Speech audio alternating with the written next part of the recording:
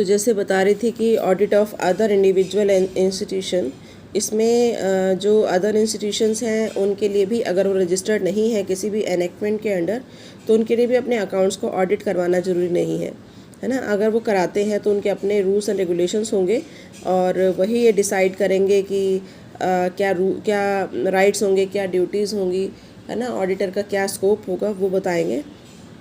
तो यहाँ पर भी जो एम्प्लॉयज़ हैं उनकी ऑनेस्टी को असेस करने के लिए कई बार जो ऑनर है इंस्टीट्यूशन का वो चाहता है कि उनके अकाउंट्स को ऑडिट करा लिया जाए। उसके बाद देखिए नेक्स्ट आता है गवर्नमेंट ऑडिट। अब देखो नाम से पता चल रहा है गवर्नमेंट, और we can say government department और इंस्टीट्यूशन का जो ऑडिट है उसी को कहा जाता है government audit. The audit of accounts of government department and institution is known as government audit.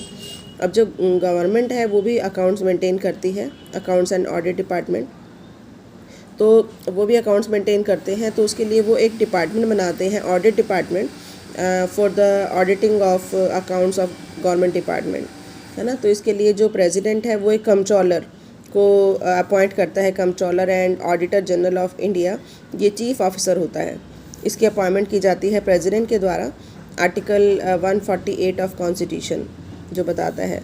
अब आर्टिकल 149 क्या बताता है कॉन्स्टिट्यूशन का, कि कंट्रोलर एंड ऑडिटर के जो है राइट्स एंड ड्यूटीज़ बताता है कि इन गवर्नमेंट अकाउंट, चाहे स्टेट गवर्नमेंट हो, चाहे सेंट्रल गवर्नमेंट हो, या कोई एनी गवर्नमेंट डिपार्टमेंट हो, जैसे लोकल अथॉरिटी हो, as may be determined by the parliament और any enactment pass by parliament. तो इनके जो है राइट्स एंड ड्यूटीज़ ये इसमें लिखे जाते हैं, आर्टिकल 149 में दिए हुए हैं।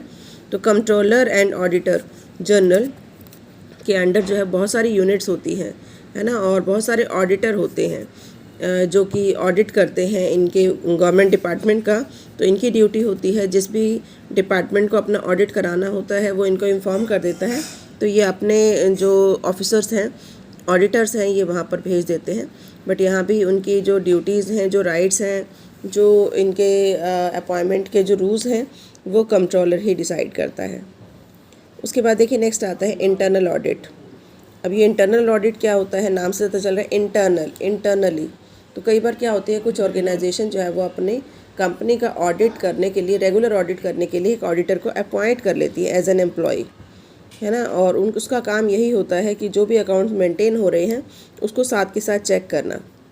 और ऑब्वियसली ये ऑडिटर नहीं होते, इसको हम इंटरनल ऑडिटर बोलते हैं, जिनका मेन काम है कि जो भी एरर हो रहे हैं या जो भी फ्रॉड हो रहे हैं वो साथ के साथ पकड़ में आ जाएं, ताकि जब एक्सटर्नल ऑडिट हो तो उस टाइम पर कोई गलती ना रह जाए, है ना। तो इसका जो मेन पर्पस है अपनी गुडविल बनाए रखना है, और वी कैन से जो एम्प्लॉयज़ हैं उनके काम पर नज़र रखना है, और उनको जो है वो एक तरह से मोटिवेट करना है कि जो भी वो काम करेंगे वो ध्यान से केयरफुली करेंगे ताकि उसके अंदर कोई मिस्टेक ना हो।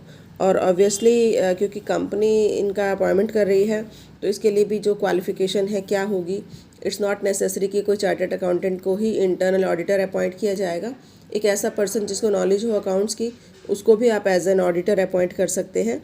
उसका रेमुनरेशन क्या होगा, उसकी राइट्स एंड ड्यूटीज़ क्या होंगी, वो सब कौन डिसाइड करेगा, अपॉइंटर, है ना। और इसका भी मेन पर्पस क्या होता है, to prevent fraud and errors in the company.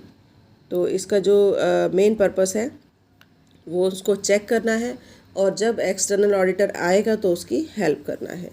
तो अभी यहीं तक करना, बाकी हम नेक्स्ट लेक्चर में लेंगे।